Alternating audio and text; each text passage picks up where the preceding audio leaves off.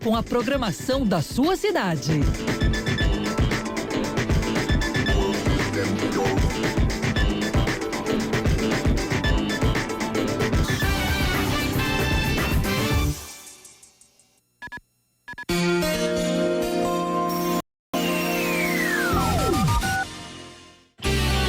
Seu caminho.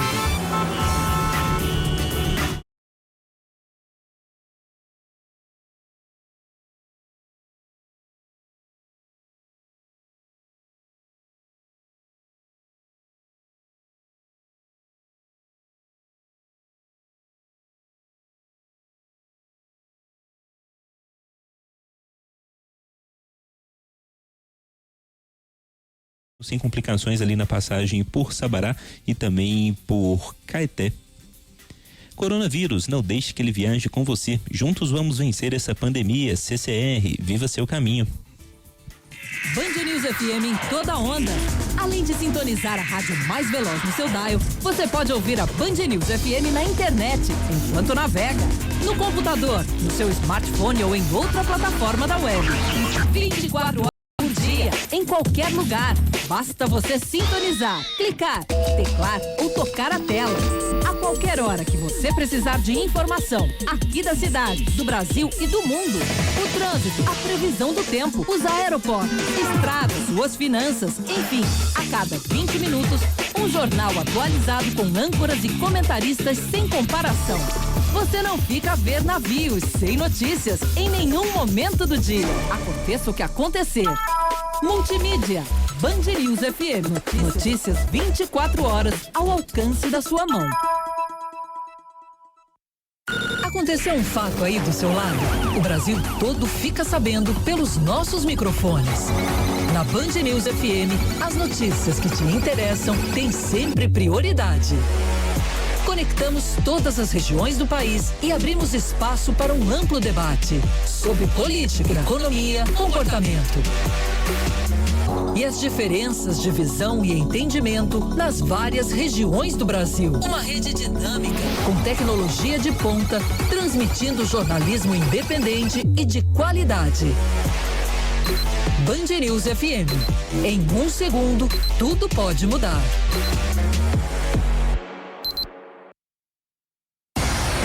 Você ouve Band News FM Belo Horizonte. 89.5. Band News FM. Em 1 segundo, tudo pode mudar. Olá, boa tarde para você que está no dial 89,5, na internet, no bandnewsfm.com.br e no aplicativo Band Rádios. Eu sou Mardélio Couto e atualizo a partir de agora os destaques do noticiário no jornal Band News Minas, segunda edição. Seja muito bem-vindo. O prefeito de Belo Horizonte, Alexandre Calil, anuncia a criação de um grupo que vai estudar a retomada das atividades econômicas na capital mineira. De acordo com Calil, o grupo será formado por representantes das secretarias de Saúde, de Desenvolvimento Econômico, de Planejamento e da Fazenda. A expectativa é de que os estudos comecem a serem feitos na primeira semana do mês de maio. Nós decretamos um grupo que nós eu chamo de pós-pandemia, que vai começar já no mês que vem, junto com esse grupo de médicos, com o secretário de Planejamento, secretário de Desenvolvimento e secretário da Fazenda, a discutir a abertura da cidade no tempo certo, né? Esse início de estudo deve ser por volta de 5 a 7 de maio. O anúncio foi feito durante uma coletiva de imprensa realizada hoje, após uma reunião entre os prefeitos de Belo Horizonte, Betim, Nova Lima e Contagem. Os novos números do coronavírus em Minas Gerais. Destaque para Gabriele Álvares. Minas Gerais já registra 62 mortes por Covid-19. Outros 98 óbitos pela doença estão sendo investigados. Segundo dados atualizados nesta segunda-feira pela Secretaria Estadual de Saúde, 1.586 casos da doença foram confirmados e quase 80 mil notificações são consideradas suspeitas. As internações por problemas respiratórios não param de crescer em Minas Gerais. Gabriel Faleiro. O número de internações por síndrome respiratória aguda grave em Minas Gerais cresce quase 500% neste ano em relação ao mesmo período do ano passado. Segundo dados divulgados nesta segunda-feira pela Secretaria Estadual de Saúde, nos 4 primeiros meses de 2020, são 5.371 hospitalizações pela síndrome contra 931 registradas no período entre janeiro e abril de 2019. A pasta não descarta uma relação entre a explosão dos casos e as infecções por coronavírus. O mês de março registrou o maior pico de internações no estado. A Secretaria de Saúde de Minas afirma que o estado está em uma situação confortável em relação ao coronavírus. Bruno Marum. O secretário de Saúde de Minas Gerais, Carlos Eduardo Amaral, reconhece que está ocorrendo um afrouxamento no isolamento social por parte da população mineira e ressalta que é nítido o aumento do fluxo de carros nas ruas. Em coletiva virtual nesta segunda-feira, o secretário disse que Minas está em situação confortável em relação à curva de infectados, elogiou o envolvimento da população no combate à Covid-19, mas reforçou o pedido para que o distanciamento social seja mantido. Na coletiva, também foi anunciada a ampliação em mais de 50% dos leitos de UTI do Hospital do Ipiceng, que atende servidores do estado. Em 2 anos, a UFMG acredita que pode ter uma vacina contra o coronavírus. A manchete com Jane Fonseca. Uma das 70 frentes de pesquisas mundiais para o desenvolvimento de uma vacina contra o coronavírus está em Minas. Pesquisadores do CT Vacinas da UFMG acreditam que, em até 2022, será possível apresentar uma imunização nacional contra a doença. Antes, os compostos precisam passar por testes de laboratório e depois em humanos. Os cientistas da universidade que compõem a Frente Nacional de Pesquisas criada pelo governo federal afirmam que os primeiros resultados podem sair entre 6 meses e 1 ano. O CT Vacinas também é responsável pela produção de diagnósticos rápidos para a Covid-19. No destaque nacional, o presidente da República afirma que o homem que decide a economia do país é Paulo Guedes.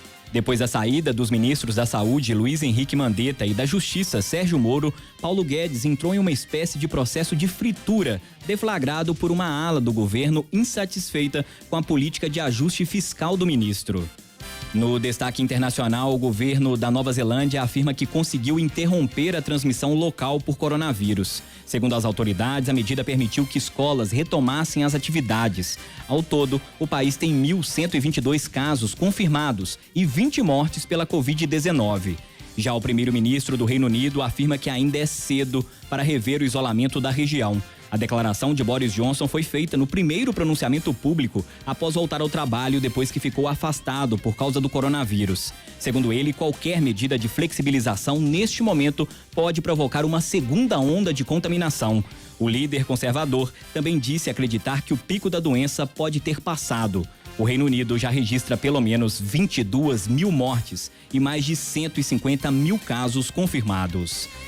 De volta a Minas Gerais para falar do futebol. Primeiro destaque do Cruzeiro, Dimar Oliveira. O Cruzeiro, assim como o Atlético, tem passivos com a FIFA que giram em torno de 81 milhões de reais, sendo que 36,6 milhões vencem no primeiro semestre. Sem recursos, o presidente cruzeirense, José Dalai Rocha, comunicou a suspensão de parte dos contratos de trabalho. A medida vigorará por 60 dias, com os profissionais podendo retomar antes do término do período, caso os campeonatos sejam reiniciados ou mediante a necessidade dos departamentos. As novidades do Atlético, Dimara. Depois de dizerem várias vezes que o Atlético tinha o dinheiro reservado para encerrar a dívida na FIFA pelo meia Michael Suel, o presidente Sérgio Sete Câmara mudou o discurso. Segundo ele, o clube dispõe de 9 milhões de reais. Isso pelo aumento das moedas internacionais nos últimos dias, o que quitaria apenas parte do débito, superior a 13 milhões de reais, incluindo multas, juros e impostos. Além de haver desfalque significativo no fluxo de caixa se ele se utilizar desse dinheiro, a ponto de acarretar em mais um mês de salários atrasados de jogadores, comissão técnica e funcionários. O prazo de pagamento à Udinese vence nesta terça-feira. Para fechar o nosso giro esportivo, o destaque do Coelhão, Dimara. Com toda a situação financeira vivida pelos clubes, o América não alterou nenhuma situação contratual. De acordo com a diretoria, 95% dos colaboradores, incluindo atletas, encontram-se em férias coletivas até o dia 30 de abril. enquanto os 5% restantes se dividem entre teletrabalho e trabalho presencial. Casos dos responsáveis pela parte operacional do CT Lana Drummond.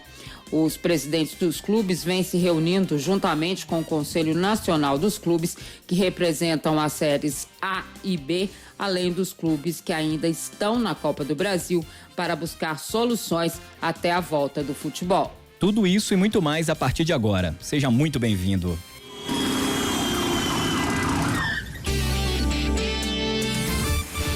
Na Band News FM, Jornal Band News Minas, segunda edição. Com Mardélio Couto. Band News. Tempo. Belo Horizonte e região metropolitana tiveram dia de sol nesta segunda-feira, entre algumas nuvens, com períodos de céu parcialmente nublado. A temperatura máxima atingiu os 28 graus durante a tarde, enquanto a mínima ficou em 15 na madrugada. Já a umidade relativa do ar variou entre 44% e 79% e não deve chover no restante do dia.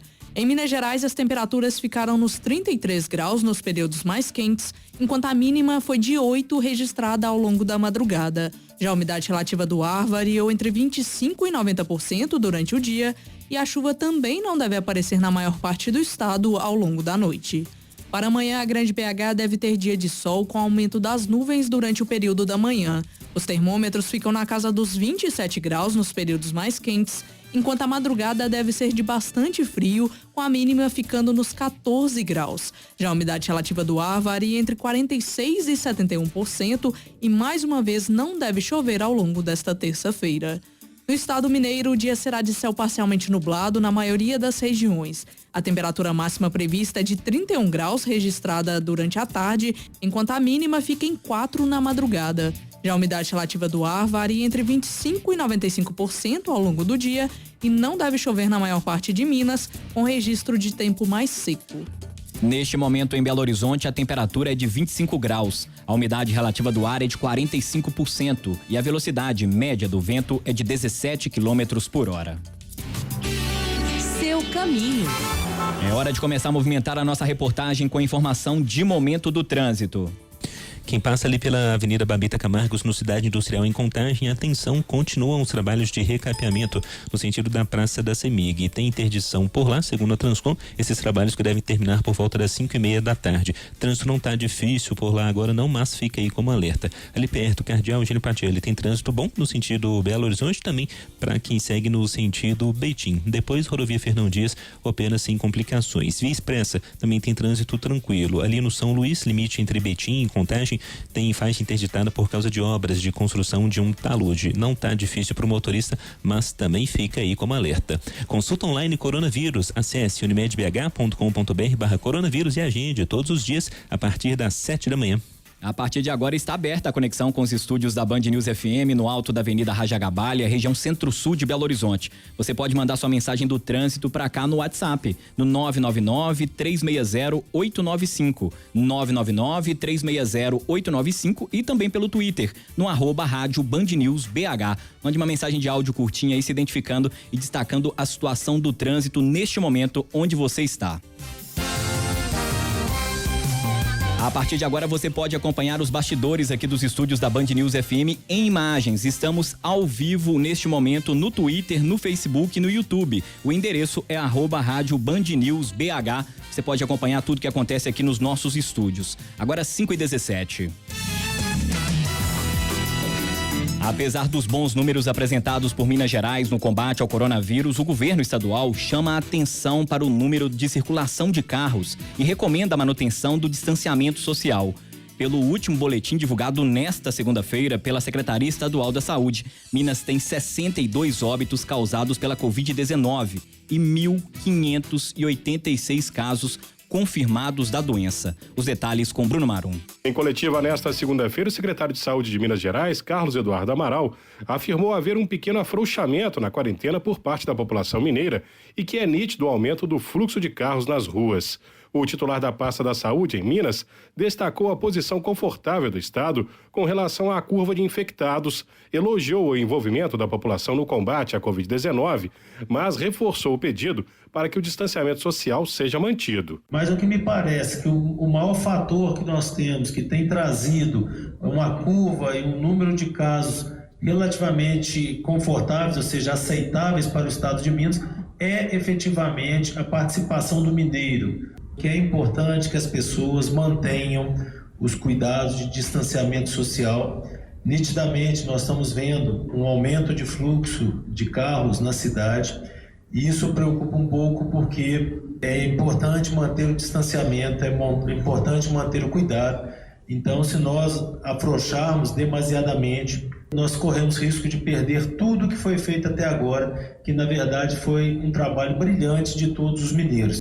Também foi anunciado pelo presidente do IPSENG, o Instituto de Previdência dos Servidores de Minas, Marcos Vinícius Souza, a ampliação em mais de 50% dos leitos de UTI do Hospital da Previdência do Estado. O IPSENG iniciou uma obra emergencial para que fosse ampliada em 53% o número de leitos de CTI na principal unidade administrativa do nosso plano, que é o Hospital da Previdência, Hospital Governador Israel Pinheiro. Então, essa é a boa notícia. Estamos em fase de ampliação desses leitos e imaginamos que exatamente no pico da pandemia nós estaremos com esses leitos em pleno funcionamento e podendo atender a todos os servidores e seus beneficiários no momento que eles mais precisam. O secretário estadual de Saúde ainda lembrou que o programa Minas Consciente, lançado pelo governo na semana passada, tem como objetivo levar diretrizes a serem adotadas pelos municípios que optarem por retomar de forma gradual as atividades e que o Estado irá coordenar essa flexibilização e que ela siga uma linha lógica pensada, inclusive nas micro-regiões da saúde, pelo Estado. O objetivo do Estado é, na verdade, nós orientarmos os prefeitos, darmos diretrizes para os prefeitos, termos uma coordenação do Estado, de forma que a flexibilização que vem acontecer em cada município, ela seja coordenada, ela tenha uma lógica baseada no que o Estado pensa e que ela também tenha uma lógica de micro-região de saúde, ou seja, não existe um município no estado de Minas que seja um município que ele sozinho faça saúde. Ele sempre vai estar relacionando com outros municípios. A crise política também foi falada durante a entrevista desta segunda-feira. O secretário adjunto de Saúde de Minas, Marcelo Cabral, garantiu que o Estado seguirá se orientando pela ciência. As movimentações que existem na administração pública, elas têm que ser encaradas como um movimento natural dentro dessas estruturas, mudanças que são feitas e a juízo daqueles que conduzem essas estruturas, o Poder Executivo Federal, o estadual.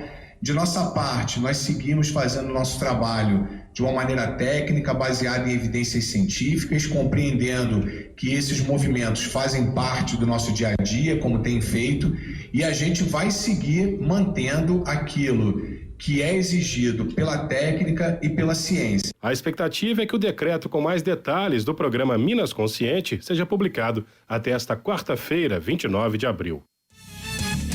Importante a gente destacar aqui na Band News FM que apesar aí desses estudos sobre a flexibilização, a abertura do comércio em Belo Horizonte, também em Minas Gerais, tudo sendo estudado com muita cautela, o vírus continua aqui no estado. Nós não podemos abandonar as boas práticas. Continuar lavando as mãos com muita cautela e continuar mantendo o isolamento social. Quem puder deve ficar em casa, manter o isolamento.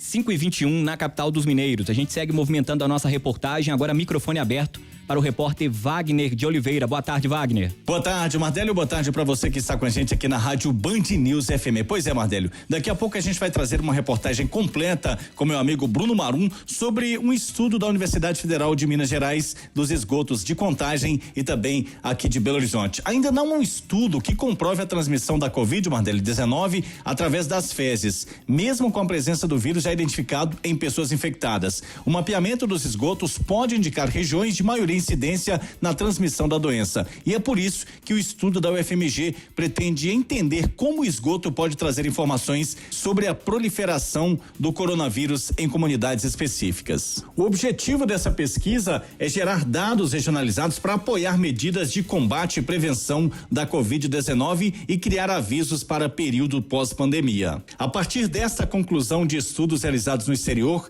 a Agência Nacional de Águas, ANA, o Instituto Mineiro de Gestão de Águas, IGAM, e a UFMG lançaram esse projeto piloto Monitoramento Covid Esgotos. A iniciativa nasce a partir da assinatura do termo de execução descentralizada, firmado entre a ANA e a Universidade Federal de Minas Gerais para mapear a ocorrência do novo coronavírus no esgoto. A detecção, Mardelli, e qualificação do vírus subsidiará a elaboração de mapas dinâmicos georreferenciados para um acompanhamento da evolução espacial e temporal da ocorrência do novo coronavírus. Esse trabalho também prevê a coleta de amostras de esgoto das regiões investigadas durante a pandemia do Covid-19. Daqui a pouco, o Bruno Marum vai trazer a professora Juliana Calabria, que é professora associada da Universidade Federal de Minas Gerais, para você entender um pouco mais sobre esse projeto. Wagner de Oliveira para a Rádio Band News FM. É com você, Mardélio Couto. Muito obrigado, Wagner. 5h23. 102 anos depois do surto da gripe espanhola, que infectou pelo menos 1/5 da população mundial e matou entre 30 e 50 milhões de pessoas pelo mundo, Belo Horizonte e Minas Gerais agora sofrem com uma nova pandemia, a do coronavírus. Como historiadores dizem, é importante a gente saber do passado para entender o presente e como será o futuro. Essa reportagem muito interessante na voz do Gabriel Faleiro. De acordo com a professora do Departamento de História e coordenadora do projeto República da UFMG, Heloísa Starling, mesmo com a diferença de tempo, é possível perceber semelhanças históricas entre as duas pandemias. Eu não tinha ideia de que fosse tão semelhante a gripe espanhola com o que nós estamos vivendo hoje. Porque à medida que você vai vendo, você vai encontrando coisas, situações muito parecidas. A pesquisadora lembra que em 1918, a recém-fundada Belo Horizonte estava mais preparada sanitariamente para combater o vírus do que outras cidades, como Rio de Janeiro, que teve um surto da doença. Belo Horizonte era uma cidade jovem, era uma cidade planejada, tinha sido construída assim, com a melhor tecnologia sanitária, e ninguém que morava em Belo Horizonte acreditou que era possível ter um surto epidêmico como no Rio de Janeiro. E a gripe chegou de mansinho, o vírus chegou de mansinho em Belo Horizonte. E a gripe espanhola tinha uma característica que ela matava muito rapidamente. A partir do momento que os sintomas aparecessem, a morte sobrevinha assim, em 2, 3 dias. Segundo Starling, os belo-horizontinos respeitaram desde o princípio as medidas adotadas pela prefeitura da cidade e pelos órgãos de saúde. Não há registros de manifestações contrárias ao isolamento ou ao fechamento do comércio. O prefeito de Belo Horizonte, o prefeito Vaz de Mello, e o diretor de higiene, que é o correspondente ao secretário de saúde, que é o Dr. Libânio, as ações que eles assumiram e que foram muito parecidas com as de hoje, foram apoiadas pela população integralmente. Não teve carreata da morte em Belo Horizonte, não teve negacionismo de esse vírus é uma gripe, não teve nada disso. Em BH, o pós-pandemia foi marcado pelo luto, pela retomada da economia e pela tentativa de esquecer o que ocorreu. Para a pesquisadora, os momentos de crise não podem ser esquecidos e devem servir de aprendizado. Você tem 3 situações, quer dizer, uma é o luto. Morreu muita gente. A outra situação é como é que você reconstrói determinadas condições de vida. Teve problema econômico, teve problema de como é que você vai recuperar o comércio. E a terceira situação, no caso lá, Belo Horizonte enfrentou mal, porque preferiu esquecer. Eu acho que nós deveríamos não esquecer o que nós estamos vivendo. A gripe espanhola ensinou que não se enfrenta uma epidemia sem solidariedade, sem compaixão, sem a referência com o outro. A professora escreveu um artigo que descreve a chegada da gripe espanhola na capital em 1918. O material completo está disponível no site ufmg.br. 5h27. Seu caminho. Tem chamado importante do Lucas Catapreta, tem acidente em Belo Horizonte. Com você, Lucas.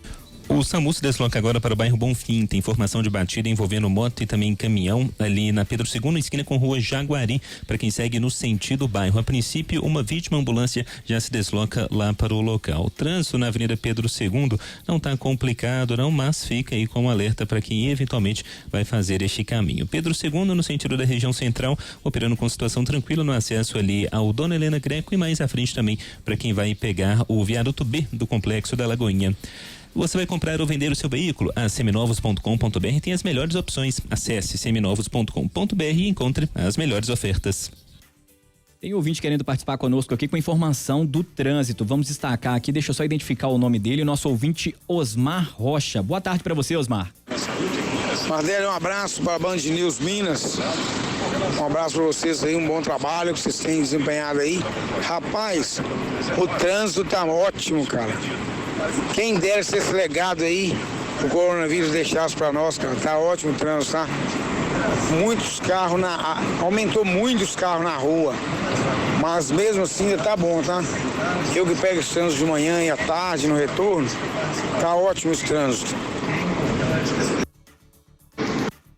Esse Antônio Carlos aqui, vou falar que você tá uma maravilha, cara.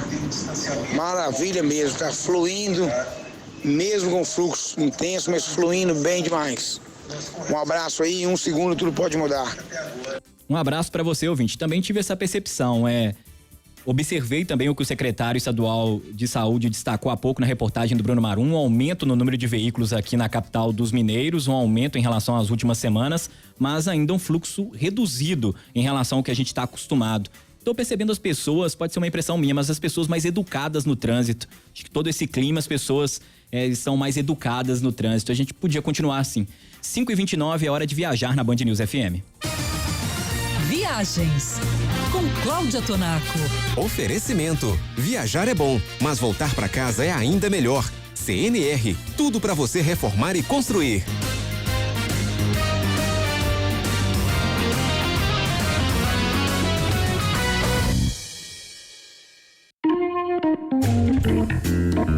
As companhias aéreas começam a esboçar protocolos de segurança para o momento em que as fronteiras internacionais começarem a se abrir. A higienização rigorosa das cabines é um deles, assim como manter o distanciamento social a bordo. Outro modelo bastante discutido neste momento é o passaporte de imunidade para o Covid-19, nome da doença causada pelo coronavírus. Este passaporte começa a se tornar uma realidade e, basicamente, é um atestado oficial de que o seu portador se recuperou do Covid-19 e tem, pelo menos em teoria, anticorpos que impedem uma segunda infecção da doença. O Chile é um dos países que já está emitindo este certificado para os cidadãos que adoeceram e se recuperaram. A questão que perdura, porém, é tão relevante quanto a ideia do passaporte de imunidade para o Covid-19. Segundo os cientistas, o vírus é tão novo e por isso tão desconhecido que ainda não se sabe ao certo se quem sobreviveu à doença está realmente imune a um segundo contágio. Na prática, você e eu conhecemos pessoas que estavam gripadas, se recuperaram e depois tiveram o que os nossos avós costumavam chamar de recaída. Um outro ponto negativo sobre o passaporte de imunidade é que ele pode criar um mercado negro para falsificar o documento ou incentivar as pessoas a se autocontaminarem para conseguirem o seu. E para saber tudo sobre o coronavírus e as viagens, consulte o site travel3.com.br. Até amanhã. 5h31, vamos interromper o noticiário aqui de Minas Gerais porque vamos ligar o microfone da Band News FM agora, ao vivo, em Brasília, na capital federal. Quem fala neste momento em uma coletiva de imprensa é o novo ministro da Saúde, Nelson Teich, atualizando os números do coronavírus. Até aqui, confirmação, 338 mortes em 24 horas. O Brasil tem agora 4.543 mortes e 66.501 casos confirmados da Covid-19. Microfone da Band News FM ligado em Brasília, ministro da Saúde, Nelson Teich. Uma prioridade. Hoje existem vários tratamentos que estão sendo avaliados. O Brasil participa de uma série desses estudos. Então, porque incluir a pessoa num estudo desse dá um pouco mais de trabalho, tem que preencher papel, tem toda uma parte de documentação de dado para que a gente consiga ter uma avaliação mais robusta desses dados, mas é fundamental que a gente tente acelerar para que a gente tenha, num tempo mínimo possível, entender o benefício e definir recomendações, tá certo? Em relação à parte que a gente comentou de recomendações em relação a isolamento, distanciamento, uma coisa que tem que ficar muito clara é que não vai existir qualquer medida intempestiva em relação a isso. O Brasil é um país heterogêneo, certamente a gente vai ter medidas diferentes em diferentes regiões do país. Isso tudo vai ser trabalhado no detalhe, também a gente vai comentar aqui, né? Então isso é fundamental, que a gente entenda que não vai ter nenhum tipo de ação que não tenha sido pensada. O que é importante é que a gente tem uma coisa que a gente não pode esquecer, são os serviços essenciais. A gente tem que trabalhar toda uma parte da sociedade como um todo, mas também tem que ter sempre um detalhamento dos serviços essenciais, daquilo que é fundamental para o dia a dia das pessoas, tá? Então agora eu vou passar para os secretários para que eles respondam as perguntas e aí eu vou complementando conforme for necessário. Obrigado. Anderson. Obrigado, ministro. Bom, eu vou fazer brevemente aqui a atualização dos dados e explicar um pouco essa dinâmica. Hoje nós divulgamos o boletim epidemiológico fazendo uma nova organização das informações por orientação do ministro. A gente está buscando auxiliar a interpretação da dinâmica da doença em cada território, em cada local. Isso está descrito no boletim e ele vai ficando cada vez mais aprimorado. Pode passar, Renato, próximo. Só uma coisa importante. Uma coisa que a gente vai mudar um pouco é, em vez da gente só apresentar os números, a gente vai tentar trazer uma discussão no número para que vocês entendam o que a gente está fazendo, o que a gente está pensando e como a gente pretende usar essas informações para definir as próximas políticas e ações, tá? Então, só para a gente mudar um pouquinho o formato, para que a gente tenha uma discussão um pouco mais detalhada da estratégia e do que a gente está pensando e o que a gente pretende fazer. Bom, nós temos até o momento 66.501 casos, isso está no painel nosso eletrônico, cada vez mais nós não vamos detalhar todos os estados, isso está nos materiais, e 4.543 óbitos. Foram, até ontem, nós tivemos um incremento em relação a ontem de 7,5%. São 4.613 casos novos nas últimas 24 horas e dos 4.543 óbitos, 8% de incremento, ou seja, 338 casos. Pode passar, Renato? Bom, esse aqui é um ponto importante. Nós temos uma distribuição, considerando o 100º caso confirmado em cada um desses países. Então, comparando o Brasil com a China, com a Alemanha, Itália, Espanha e Estados Unidos, nós podemos observar que o Brasil está ali com em torno de 42 dias de evolução da epidemia desde o 100º caso, e os demais países já têm um tempo maior de circulação do vírus. E nós podemos observar também neste padrão que o Brasil está com o número de casos confirmados inferior ali em relação aos demais países, considerando o 100º caso confirmado em cada país. Mas só um comentário. Por favor. Só tem uma coisa que é importante colocar. Quando a gente coloca dados positivos ou negativos, de forma alguma a gente quer influenciar, tentando minimizar ou piorar o que está acontecendo. O nosso objetivo aqui é informar e mostrar para vocês as informações que a gente usa no dia a dia para enxergar o problema e tomar decisão. Então, fundamental, a nossa transparência com vocês, com a sociedade, é o que norteia o que a gente faz, tá? Então, qualquer coisa, eu percebi da última vez que eu comentei sobre alguns números, que não dá para você colocar números de forma rápida e superficial. É importante detalhar mais tudo isso. Por isso que daqui para frente, a gente sempre vai ter uma discussão técnica, vai ser sempre uma coletiva técnica, para que a gente possa falar com mais detalhe tudo que a gente apresentar. Obrigado, Andy. Obrigado, ministro. Tem uma questão que sempre recebemos de questionamento, onde nós temos a situação mais importante, onde temos uma situação mais crítica. Aqui nós estamos olhando as regiões de saúde. Por quê? Porque nas regiões de saúde nós temos os consórcios municipais. Então, os municípios que fazem parte de uma região, eles utilizam o mesmo equipamento de saúde. Então, o município menor vai para o município polo e acaba influenciando. Então, é muito importante olhar esses dados, não somente do ponto de vista municipal, isoladamente, mas dentro de uma rede de colaboração que existe em cada região do país. E olhando essa rede, ou seja, projetando esses dados, do lado esquerdo nós temos os casos de Covid, ou seja, os casos totais e por região de saúde. Podemos ver no vermelho mais escuro as regiões de saúde que estão mais impactadas pela doença neste momento. Então, temos ali a região norte do país, temos também algumas áreas da região sudeste e outras áreas da região nordeste, ou seja, sempre grandes centros urbanos ou regiões metropolitanas de modo geral. Do lado direito, nós temos o coeficiente de mortalidade por 1 milhão de habitantes. Então, nós temos nestas regiões, ali na região do Amazonas, que todos estão acompanhando, e temos também a região de São Paulo, região de Recife, Ceará, como os principais polos ou as regiões mais afetadas, sendo que a região de Manaus, o município de Manaus em especial, de modo desproporcional em relação a outras regiões do Brasil. Pode passar, por favor? O senhor quer fazer algum comentário?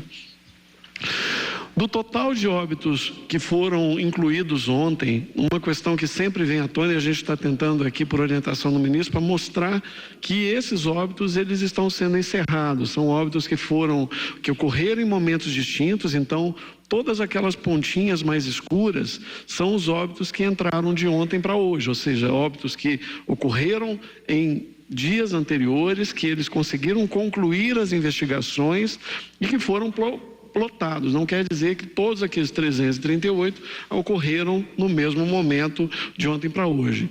E nós estamos com um percentual de resolutividade bastante importante. 86% dos óbitos registrados até o momento foram encerrados, ou seja, foram concluídos com o teste diagnóstico. Pode passar. Aqui a distribuição por faixa etária. Nós temos 69% das pessoas acima de 60 anos com o Covid, ou seja, a maior proporção ainda se observa em pessoas com mais de 60 anos. E dos grupos de risco, nós podemos observar que as pessoas com menos de 60 anos, a obesidade é um fator de risco importante, e para as pessoas acima de 60 anos, as doenças crônicas, principalmente as cardiopatias. Pode passar? Um outro aspecto que nos chamou muito a atenção e que tem sido muito questionado na imprensa é a questão entre o registro do óbito no cartório e o registro do óbito dentro do sistema e do sistema de informação que nós dispomos, né? Nós trabalhamos com os dados que nós recebemos dos estados e dos municípios. Nós não criamos dados no Ministério da Saúde. A gente analisa o dado recebido e estamos trabalhando com a rede de cartórios, com o portal da transparência, e nós observamos que os dados do Covid estão muito próximos, os dados registrados no sistema. Possivelmente, nós temos dados que ainda precisam ser alimentados e, para isso, nós estamos, nesta semana, articulando com os estados e municípios para que façam a transferência dos registros do Sistema de Informação de Mortalidade diariamente. Isso acontecia por semana. Então, esse delay, esse atraso, ele acabava influenciando. Então, nós observamos que 247 é a diferença entre o dado do registro cartório civil e o dado que nós dispomos no Brasil. Isso deu uma aprimorada importante. Por favor, ministro. Um comentário que eu quero fazer é que a gente o tempo todo se preocupa quais são as possibilidades de erro das informações que a gente recebe. Então, saber se é subnotificado, se é notificado demais, qual é o poder do teste de realmente refletir o que acontece com as pessoas. Uma das grandes dificuldades de você interpretar qualquer informação é você trabalhar a incerteza que existe nela.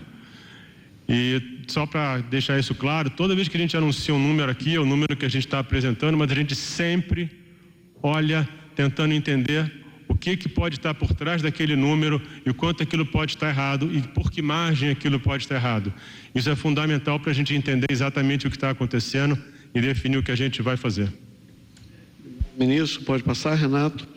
Essa aqui é uma outra análise nova que nós trouxemos depois de discutir com o ministro para entender um pouco melhor a proporcionalidade ou a fração de ocorrência de síndrome respiratória aguda grave, não em termos percentuais, mas em termos proporcionais em relação à população de cada extrato etário. Então, quando nós olhamos aqui, nós temos na primeira coluna a faixa etária de 0 a 9 até 80 anos ou mais, de toda a população brasileira, dos 210 milhões de habitantes, e nós plotamos o total de casos de síndrome respiratória aguda grave, de gripe ou similares, que estão registrados no sistema. São 70 mil registros. Quando nós olhamos esses 70 mil registros por fração da população, ou seja, eu pego os 9.587 e divido pelo total de pessoas que estão naquele extrato, que de 0 a 9, por exemplo, nós observamos uma taxa de 0 a 9 de 331 pessoas para cada milhão de habitantes. Isto nos demonstra que nós temos em determinados locais a circulação de vírus que acometem mais essa população, como o vírus essencial respiratório. Então, quando a gente fala de síndrome respiratória aguda grave geral, nós estamos falando de todos os vírus respiratórios que podem acometer ou podem influenciar a internação. E depois nós olhamos também quais são aqueles grupos que têm doenças crônicas ou fatores de risco, como imunodeficiência, se são gestantes, se têm obesidade. Então, este material está no boletim, está detalhado, interpretado, mas a gente pode observar que a maior proporção das pessoas tem apenas uma doença crônica associada, ou diabetes, ou hipertensão, e cerca de 12 mil pessoas têm mais de uma doença crônica. Este é o padrão até o momento. Obviamente, na medida que esta doença for progredindo para centros mais densamente povoados, a gente pode ter mudança no padrão. Pode passar, Renato?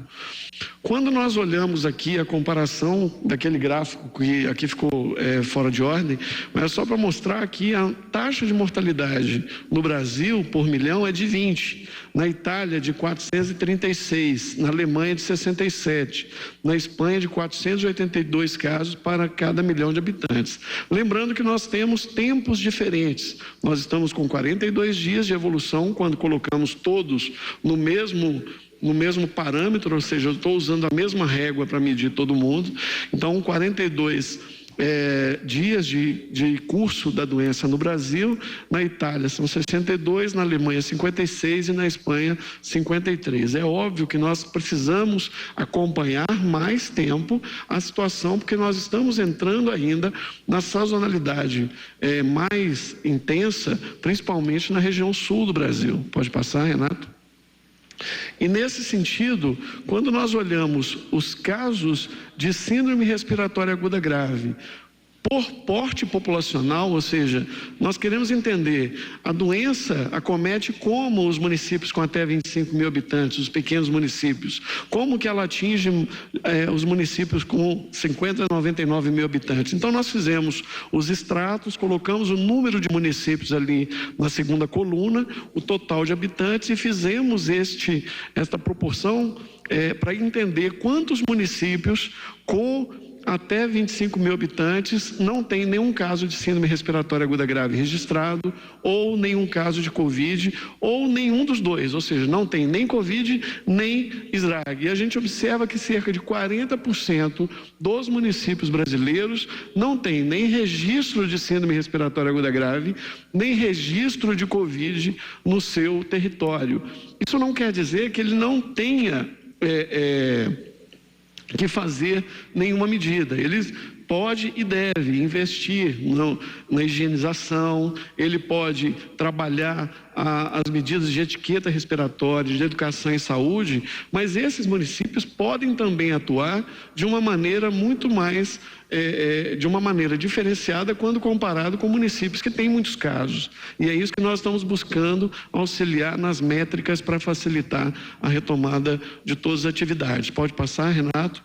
Também estamos divulgando, desde semana passada, um painel com quanto que nós temos de exames represados, ou seja, quantos exames ainda faltam ser processados e quantos exames faltam ser recebidos no laboratório central, para que a gente possa ter a projeção de quantos casos nós teremos nas semanas seguintes. Os estados estão ampliando a sua capacidade diagnóstica e nós também fizemos um aprimoramento na semana passada, buscando a aquisição de mais testes diagnósticos, de 24 milhões de testes RT-PCR, que é o molecular, e de 22 milhões de testes de sorológico, que é o teste rápido. Você ouvindo na Band News FM o secretário de Vigilância em Saúde do Ministério da Saúde, o Wanderson Oliveira. O ministro da Saúde também falou há pouco. O Brasil tem neste momento 4.543 mortes por coronavírus. Números atualizados há pouco. O número de casos confirmados é de 66.501. 5 horas e 48 minutos, daqui a pouco, dentro de 12 minutos, a cobertura completa, os desdobramentos sobre essa coletiva no programa O É da Coisa com Reinaldo Azevedo. Seu caminho. Momento de atualizar a situação do trânsito.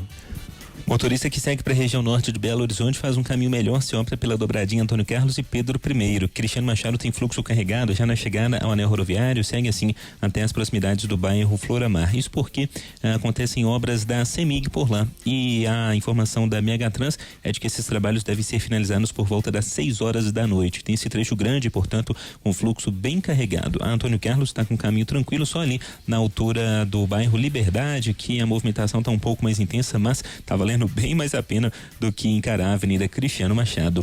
Essa é para quem tem fome de ajudar. Vai pedir comida em casa? Compre do pequeno e pede 99 Food com desconto no primeiro pedido. Todo mundo sabe que amor não se mede, mas se ouve. Já imaginou a alegria de sua mãe ao ouvir sua voz? Então não perca tempo. Passe na Telex e retribua quem sempre te ouviu. Compre aparelhos auditivos e ganhe sua idade em desconto. Mas corra, é por tempo limitado. Telex, sua audição é nossa especialidade. Consulte condições.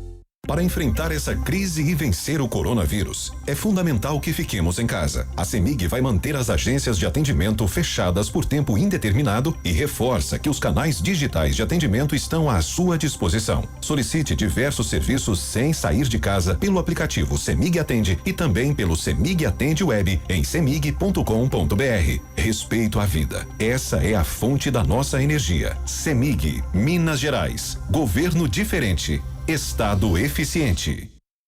5h50. Não cancele, nem remarque suas reuniões, entrevistas, negociações. Seja criativo. Criativa. Use a tecnologia. Mude a forma das relações comerciais. Faça call, WhatsApp, FaceTime, Skype, videoconferência. Juntos. Para manter o mercado aquecido, a economia girando e a segurança de todos. Não vamos parar. Não vamos parar. Grupo Bandeirantes. Seu caminho. Tem participação de ouvinte. Diga lá, ouvinte. Boa tarde para você. Boa tarde, redação. Boa tarde, Mardélio. Boa tarde, ouvintes. Só acrescentando aí nesse artigo aí desse ouvinte aí que diz sobre o trânsito em Belo Horizonte. Me parece que ele está transitando aí pela Avenida Antônio Carlos. Cidadão J. Mendes, estou deslocando aqui pela Via Expressa de Betim, Contagem Betim, sentido Betim. Trânsito também intenso, mas está fluindo tranquilo. Está fluindo com tranquilidade, não tem retenção assim, maiores retenções não. Concordem com o ouvinte aí, e seria bom se isso aí permanecesse no nosso dia a dia pós isolamento do coronavírus. Concordo com você, um abraço para você e obrigado pela audiência, ouvinte. 5h51. Há mais de 2 décadas, 24 médicos fundaram a Credicom. Como nenhuma outra instituição financeira, reconhecemos a importância dos profissionais da área da saúde para a sociedade São dias e noites de dedicação incansável no propósito de proteger a vida e a saúde das pessoas. Somos solidários e agradecemos a coragem de todos que estão na luta contra a Covid-19. Ao seu lado hoje e sempre, somos o Sicoob Credicom. Esportes Band News, com Dimar Oliveira. Oferecimento: Prefeitura de Belo Horizonte. Proteja-se do coronavírus. Ficar em casa é a melhor maneira de evitar a doença e proteger quem você ama.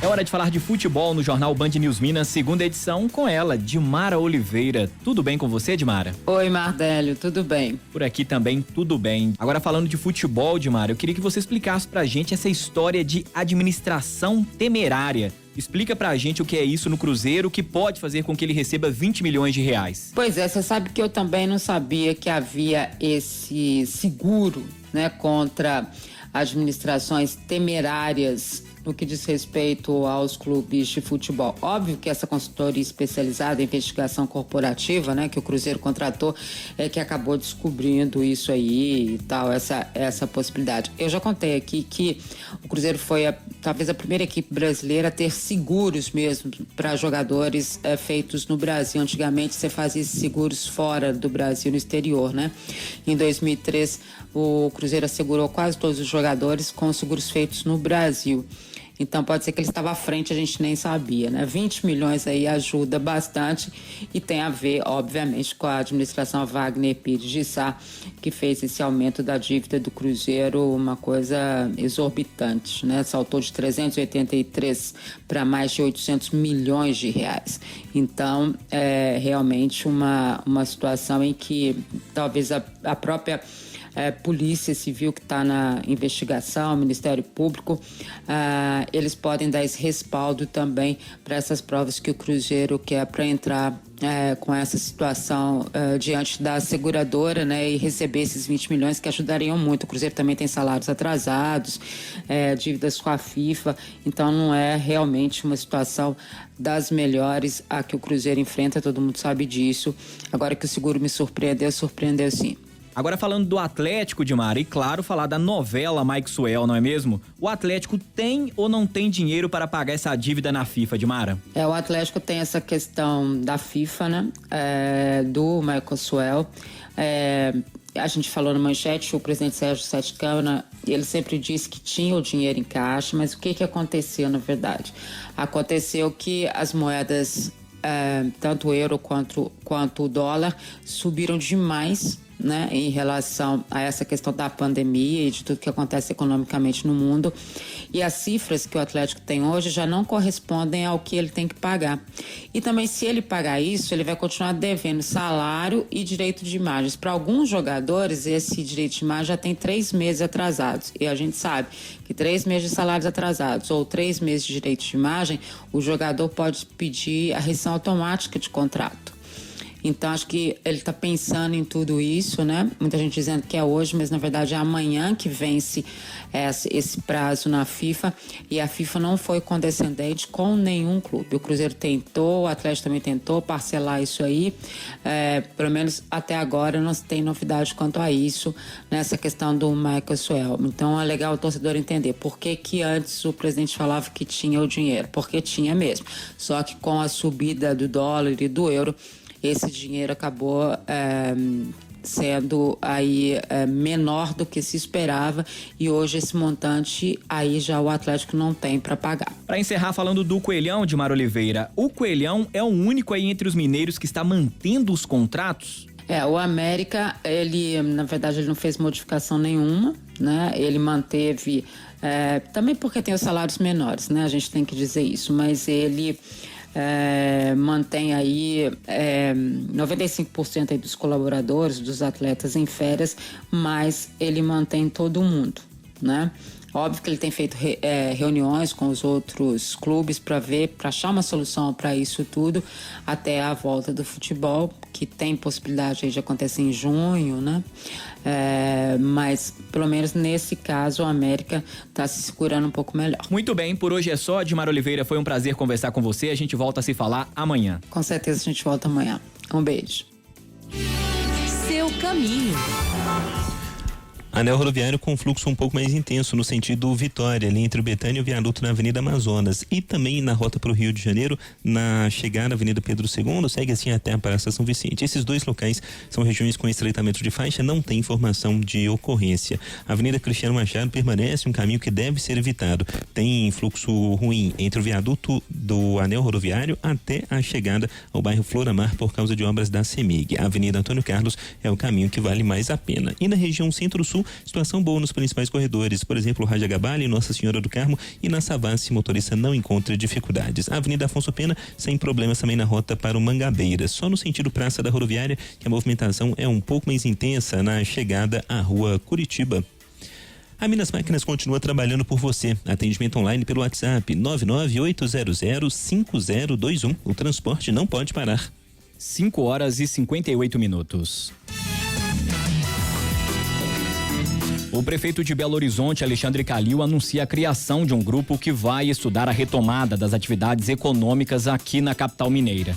De acordo com Calil, o grupo será formado por representantes das secretarias de saúde, de desenvolvimento econômico, de planejamento e da fazenda. A expectativa é de que os estudos comecem a ser feitos na primeira semana do mês de maio. Nós decretamos um grupo que nós eu chamo de pós-pandemia, que vai começar já no mês que vem, junto com esse grupo de médicos, com o secretário de Planejamento, secretário de Desenvolvimento e secretário da Fazenda, a discutir a abertura da cidade no tempo certo. Esse início de estudo deve ser por volta de 5 a 7 de maio. O anúncio foi feito durante uma coletiva de imprensa realizada hoje, após uma reunião entre os prefeitos de Belo Horizonte, Betim, Nova Lima e Contagem. Para Calil, é necessário que os municípios estejam em sintonia para evitar o surto do coronavírus na região metropolitana da capital mineira. Chegamos à conclusão que cada cidade tem a sua peculiaridade, mas, obviamente, nós temos que caminhar numa direção do mesmo rumo, respeitando a peculiaridade de cada prefeitura. Nós estamos evoluindo nas técnicas de pesquisa de descobrir essa doença. Então, o que nós queremos é dividir isso com a região metropolitana de Belo Horizonte. Também participaram desse encontro, entre outros prefeitos, o prefeito de Betim, Vitório Medioli, também o prefeito de Nova Lima e o presidente da Associação dos Municípios da Região Metropolitana de Belo Horizonte, o Vitor Penido, além do prefeito de Contagem, Alex de Freitas. Novas reuniões devem ser realizadas entre os prefeitos das 34 cidades da Grande BH, que fazem parte da Associação dos Municípios da Região Metropolitana. Daqui a pouco a reportagem completa para você com a fala de todos os representantes. Ponto final no jornal Band News Minas, segunda edição, com produção e apresentação de Mardélio Couto. A direção de jornalismo do Grupo Bandeirantes em Minas Gerais é de Murilo Rocha, a direção geral de Bernardo Teles. Obrigado pela audiência. Agora na Band News FM, o É da Coisa, com Reinaldo Azevedo. Um oferecimento Raja Aluguel de Veículos. Ligue 3344-8477.